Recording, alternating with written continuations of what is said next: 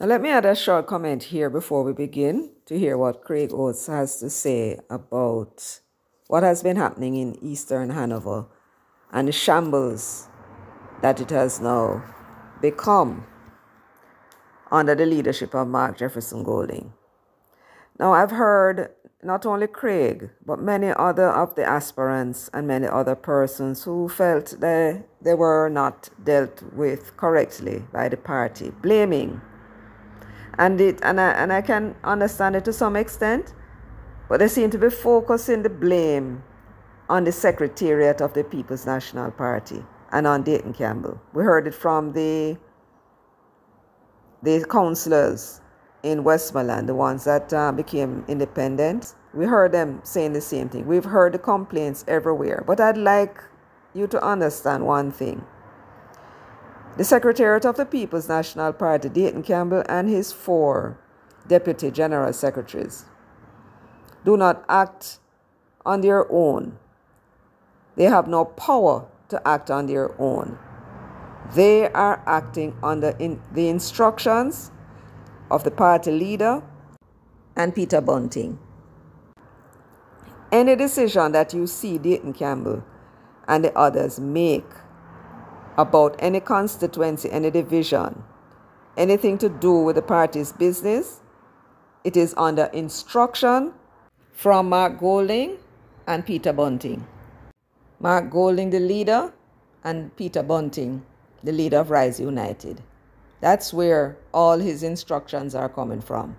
And if they were not satisfied with the way in which he's speaking to you as aspirants and as members of the party, if they were not satisfied with the way he was carrying out his duties, they would have removed him long time.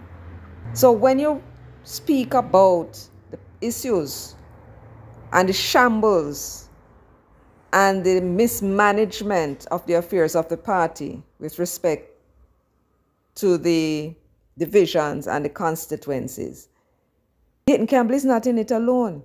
You're blaming Dayton Campbell every time, but don't forget that behind Dayton Campbell is only the mouthpiece. He holds a position, but he's only the mouthpiece, the persons who actually control and determine what he does in terms of who is placed in what seat, who is removed from what seat, what mechanism is used to remove them. It's all Mark Golding and Peter Bunting.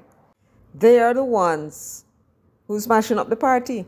And Dayton Campbell is the vehicle through which they're bringing about this destruction while they hide in the shadows, pretending that they have nothing to do with what is going on in the party.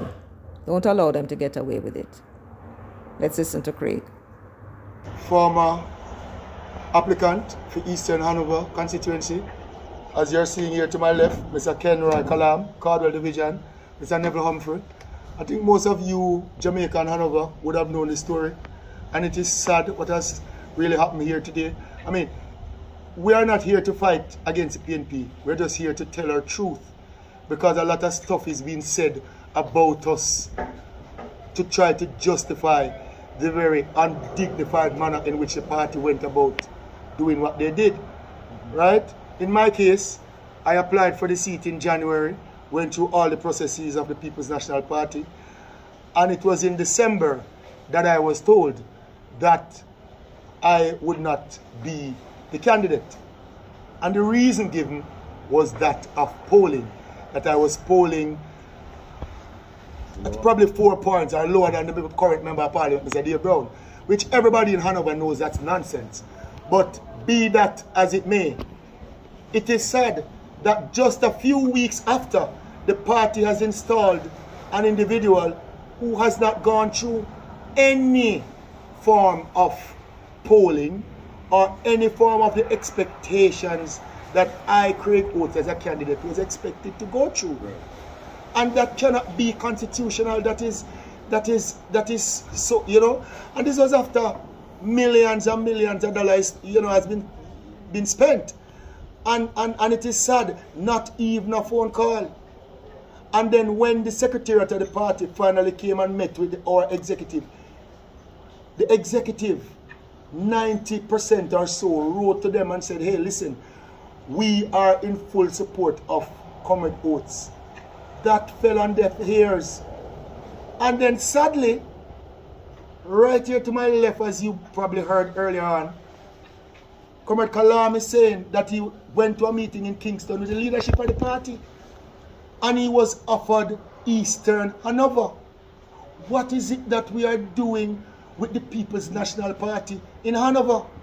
Now, sitting here around this table are 3 individuals, and there are probably just 3 bodies sitting here, but we represent a group and a cluster of persons who support us, who believe in our dreams as we were sent out there to articulate. So it would simply mean that our delegate process, when you look at Comrade Kalam in Cardwell, he was there for nearly 2 years, had his letter. The mayor of Lucy, who is under criminal investigation, I'm not certain if I've not seen anything public to say that this investigation has not been completed, has been now brought back into the fold. And I want to ask Hanover and Jamaica, tell us something. Where in the constitution of the PNP you can remove the mayor of Lucy by poll and install Comrade Kalam, who put his executive, who put new group members in the division. Then almost 2 years after, without even having a conversation, right, he is removed in the middle of the night. As it relates to Comrade Humphrey, he's in Lucy, he's doing the work. And at the last moment, after more than a year or somewhere in that region as a candidate, you're now coming out as a secretariat to say that he is not a member of the party. Jamaica and Hanover, them say time junk, but him no fool. Take, sleep, and mark death. If Comrade Humphrey could go under the radar of the leadership and the secretariat of the PNP, then the general secretary who leads the secretariat needs to resign. Now we are being told by others that even Dr. Hall was offered Eastern Hanover. We are now being told by Mr. Kalam that he was offered Eastern Hanover. Hanover should not be for offer or sale or anything. We have a constitution that governs the People's National Party, and no comrade is above any other. What we have is persons who are officers of the party, but that doesn't give them, because by virtue of our constitution, we're all equal. Officers with interest. Officers with interest. Yes. Now we are going to have a presentation down by Oates. From I've been growing up, all our presentations have been held in Lucy Square, Hopewell Square. Now we're going into a little auditorium that probably can hold 200-300 people, and then we come out and say time come. We come out and say time come.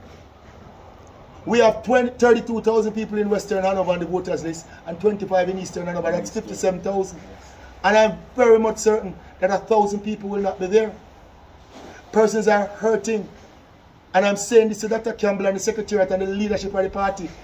You guys hurt 3 good men. Because we are men before, we are comrades, we are family, and you try to tarnish our reputations and our names. That is the only thing we came here to do, our names. And I'm saying that if Hanover doesn't vote, it is because of what you people do. And God does not like ugly. Hanover, Jamaica, I hope with all my heart that you have listened to us. Ken Kalam, who was removed after almost 2 years in Cardwell Division, seat given to a man who went under criminal investigation, probably still under criminal investigation. We don't know the status of the case. Is it now that the party, to be honest, is it that if you're under criminal investigation you can go to the Integrity Commission? I don't understand. Something is missing. Something has happened to our once great party. And as Comrade Humphrey said, time will tell, man. Will tell. Have a great day, everyone.